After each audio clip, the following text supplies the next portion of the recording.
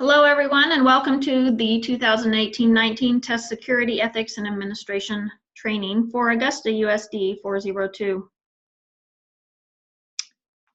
Let's start off with test preparation practices. The first thing you'll need to do is carefully read sections 3 through 6 in the 2018-19 Examiner's Manual. Don't forget to provide students with the opportunity to learn the content and vocabulary included on the assessments. Use state and district curriculum standards as a resource for instruction. Integrate the teaching of test-taking skills within regular classroom instruction and assessment. Use interim assessment data to inform instruction. This is not required, is optional.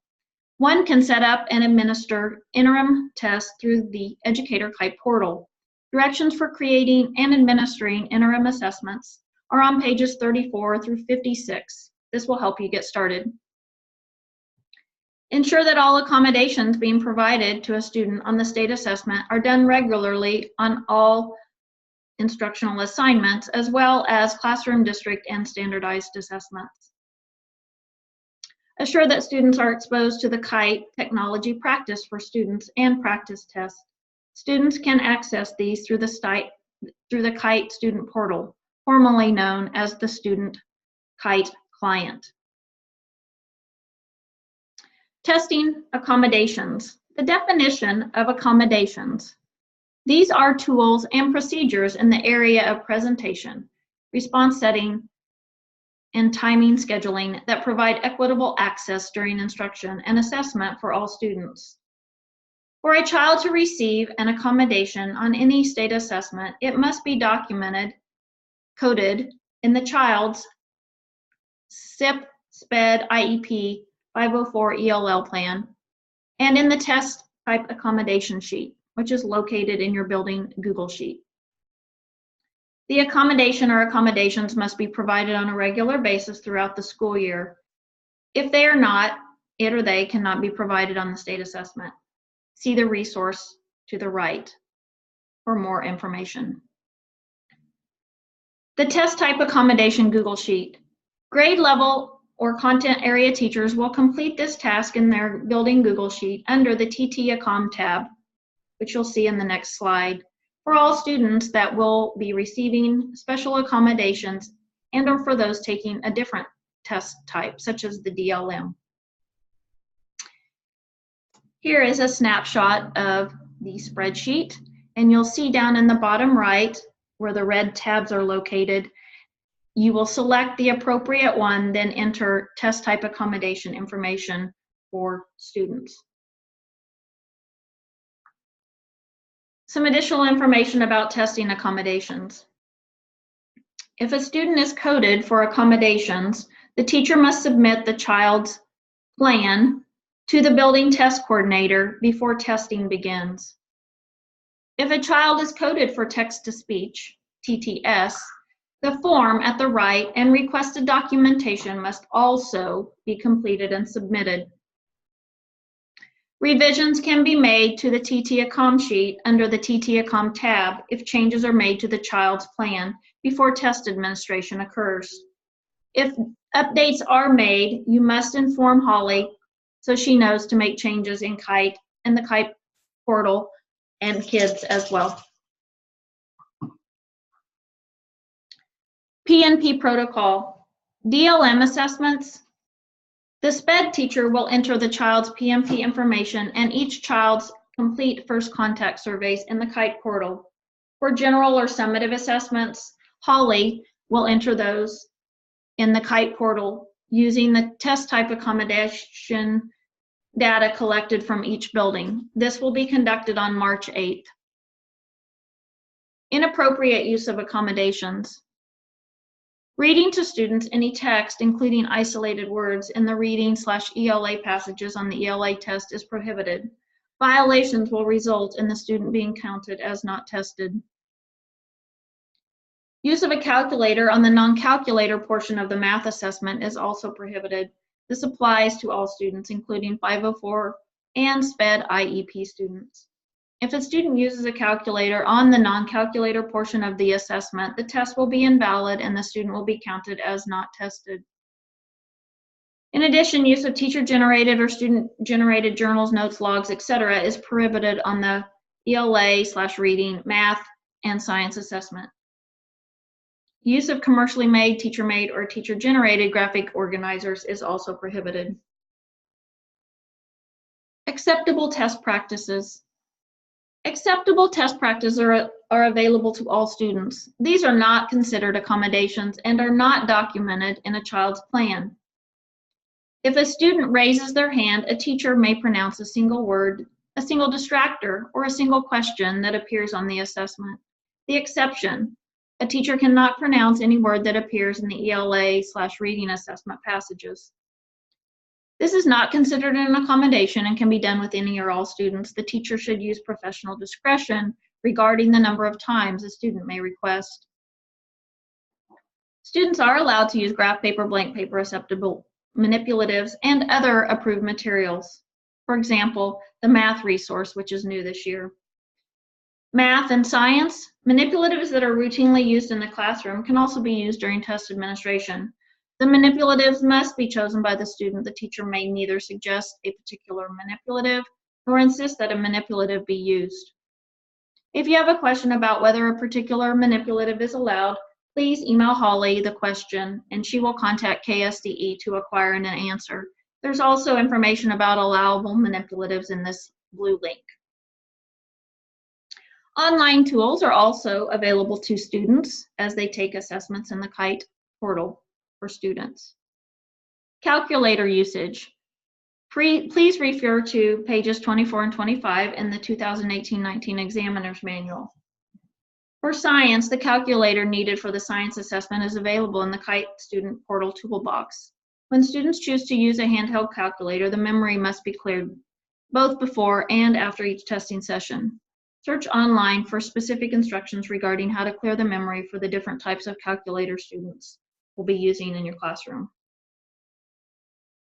Math. Both test sessions will begin with the calculator in active section. During section 1, students should not have a handheld calculator and the online calculator tool will not be available in the portal. During section 2, students may use a handheld calculator and the online calculator tool will be available in the KITE student portal. As a reminder, calculators are not available for students in grades 3, 4, and 5. Students in grades 6 and 7 and 8 have access to a basic 4-function calculator and a scientific calculator. Students in grade 10 have access to a basic 4-function calculator and a graphic calculator. Beyond using online calculators available in the KITE student portal, students are also permitted to use their own calculators on parts of the test where the calculator tool is available. Students may use only approved handheld calculators. Beyond using online calculators available in the KITE student portal, students are also permitted to use their own calculators on parts of the test where the calculator is available. Students may use only approved handheld calculators. Use of a calculator app or website on a phone or other device is not permitted on the assessment. Students in grades 6, 7, and 8 are limited to using a scientific calculator. Students in grade 10 are limited to using a scientific calculator or a graphing calculator. And students do not have access to the calculator on test items that require students to demonstrate direct knowledge of computational skills. These items are contained in section 1 on the test, and the calculator tool is unavailable. If students choose to use a handheld calculator, the memory must be cleared both before and after each testing session. Search online again for learning how to clear the memory for different types of calculators.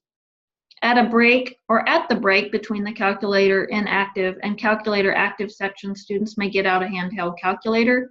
You may want to have students raise their hand when they complete the calculator inactive section so that you know who is permitted to use a calculator. The calculator inactive section has 10 or fewer items, so you will be able to tell which section the student is working on by looking at the progress bar across the top of the screen. Additional acceptable test practices. This year there is something called a math resource sheet. If you look on page 24 in the examiner's manual, information will be provided. A quick summary: an online resource sheet with formulas and/or conversions will be available as a tool in the KITE student portal during session 1 of the summative assessment for 4th through 10th graders. A printed copy of the resource sheet may be used for the corresponding grade levels during session 1 of the assessment. They cannot be used during session 2. And then the final bullet just has a link to the manipulatives that are allowed for the math and science assessments. The next thing we'll talk about are ethical issues before testing begins. Teachers and/or test administrators must read sections 3 through 6 in the examiner's manual prior to test administration and follow the guidelines and instructions during administration of the assessments.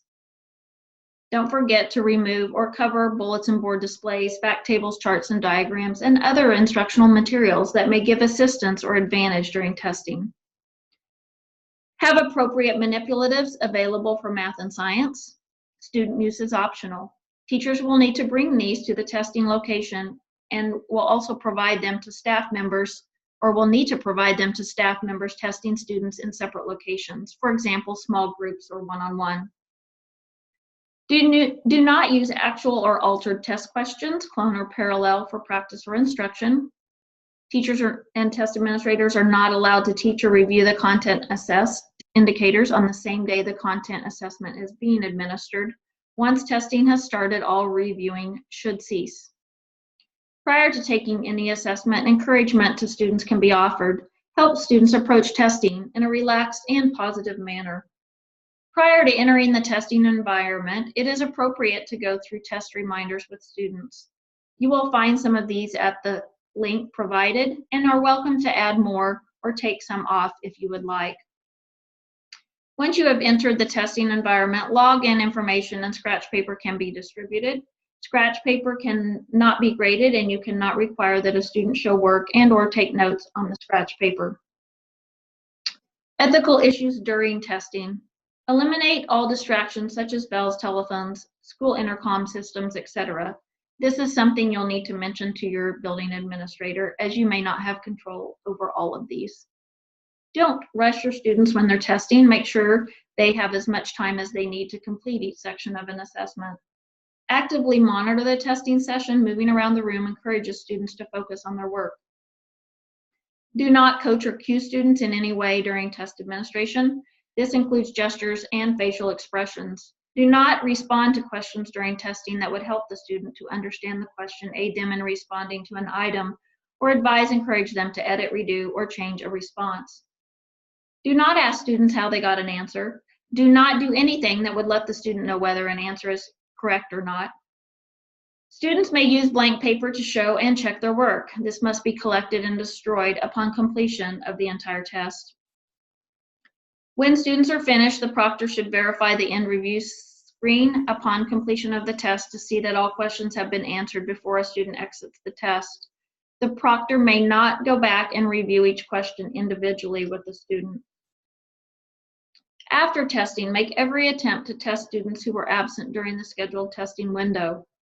For reactivating, to have a student reactivated, the following information must be entered into the Google Sheet under the Reactivation tab. Student name, grade assessed, subject area test name, part or session, reason for reactivation, the date, the actual testing time, and the person requesting the reactivation. Once entered, the test proctor or teacher must let the building test coordinator know that a student needs to be reactivated. He or she will then reactivate them in Kite. Here is a quick snapshot visual of the reactivation tab in your Google Sheet. At the bottom, you'll see a purple tab. Once selected, you can enter your reactivation information. A little bit more information about ethical issues after testing. Additional reactivation information. If 90+ minutes have passed since a child was logged in and they have not completed a part or session, it does not have to be reacted before they can complete the part or session. The student can log back in and continue taking the test. If the student shut down the test without having an adult check to see if the student actually completed the session, the student must be present when the test session is reactivated. This must also be recorded in the reactivation log. If a student appears to be answering randomly or isn't showing effort, immediately stop the test session for that student. Contact the building coordinator and let them know about the student's test session. Once information has been entered into the reactivation log, the session may be reactivated and the student allowed to complete the assessment. If all test parts are completed and a teacher wants to reactivate a student test part, this must be approved by the district test coordinator, currently Holly Francis. The test coordinator may not reactivate a student test part. The only exception to this rule is for students who have not answered all test questions contained within a test part, as noted in the KITE portal monitor status section. Test security. Except where explicitly allowed as described in the test administration manual, electronic materials used during testing may not be printed or created. Do not store or save on computers or personal storage devices any test items. Test items may not be shared via email or other file sharing program as or be reproduced by any means. Do not take pictures or assessment information, for example, with a camera or screenshots. Do not review test or analyze test items before, during, or after the assessment is administered. Do not discuss any specific test items on the test with students or colleagues before, during, or after test administration. Do not construct answer keys so the test could be scored locally. Do not write or reproduce test materials. Test materials may not be copied, reproduced, or paraphrased. Storage of test materials. Check out and or distribute test materials immediately before the testing session. Collect test materials immediately following the test session and return them to the building test coordinator. Copies of assessments will be secured and locked in the test coordinator's office. This is only for paper, pencil, and braille. Test coordinator must keep the following documents in their office: paper, pencil, and braille assessment forms, test type accommodation schedule reactivation log. This is located in an electronic Google Sheet now. Copies of IEP pages from the assessment page and the IEP with other required documentation for the TTS accommodation if applicable. Report any breach of security, loss of materials, failure to account for materials, or any other deviation to your building test coordinator, who will report it to the district test coordinator, who will report to KSDE. Reporting item issues. Tremendous effort goes into the review of the state assessment items, but occasionally there is an error or typo which gets by. Both KSDE and CETE want to be informed of item issues for review and follow-up. If an error is verified, it will be corrected, and if necessary, student scores will be adjusted. However, due to test security issues, we expect administrators and teachers to abide by the test security and administration guidelines in the examiner's manual. Therefore, if a student questions the correctness of an item, follow the procedures below. Procedure is defined on the test security fact sheet. First, to the student, repeat the information from the directions, teacher print directions, or KITE directions. Choose the answer that you think is best. There is one correct or best answer to each question. Carefully read the question, work through the problem. Second, collect the following information and forward the information to your building test coordinator, who will then forward the information to the district test coordinator. State ID, number to aid in test identification. Do not share name, building, or district info. Content area and grade of the test, section, sessions, part, and question number. Please do not forward the item stem, any answer choices, or narrative descriptions of the item via email. These are live, secure test items, and do not take pictures of the item to send. However, it is helpful to know what the issue is. For example, no right answer, multiple correct answers, A and C are both correct, a word is misspelled, the sentence is grammatically incorrect. When it comes to a problem with reading passages, when possible, please provide the issue and the paragraph number and the sentence number within the paragraph. For example, 12 paragraph starts with the dog, third sentence, the cat's name, issue, the name of the cat is misspelled. Ticket and login procedures. Students will use the same username and password for all assessments. The login tickets will be printed and distributed by the building test coordinator. Teachers can also print these tickets when interims are being administered. For summative assessment, students will also be given a common daily access code. Building test coordinator will retrieve the daily access code for each test from the KITE educator portal. Building test coordinators will then enter daily access codes into the Google Sheet under the daily access code, see bottom right. The test proctor will then provide the access code to students so they can log in to a specific test session. The daily access code will expire at 5 p.m. daily. However, if a student does not finish or is unable to take the test on a certain day, the next day's access code will enable access to where the student needs to test. Building test schedules. Specific information about the assessment schedule for your building is located in the Google Sheet under the Master Schedule tab, see right. Building test coordinators will enter building test schedule information into the Google Sheet. Their deadline will be before testing begins in your building. If changes are made with the schedules must be updated in this Google Sheet. Training completion sign-off. After watching this training video and reading sections 3 through 6 in the examiner's manual, please follow the directions below. For licensed staff, open the training sign-off form. Type in your first and last name, school name, and date. And if you have questions about ethics, administration, or test security, type them into the right side of the Google Sheet. Classified staff. A sign-off sheet will be available in the office of your building test coordinator. Please sign this form by writing in your name and providing your signature and the date. If you have questions about ethics, administration, or test security, please email Holly Francis with your questions at hfrancis@usd402.com. By signing this form, you're agreeing to abide by all policies, procedures, and regulations set out by KSDE with testing and the training information shared by your test director from the district. Additional FYI, teachers, the link to this training slideshow is available in your building Google Sheet and is located under the Assessment Resources tab. It will also be emailed to teachers and paraeducators. As a reminder, the text highlighted in blue in this slideshow are live links. Thanks so much.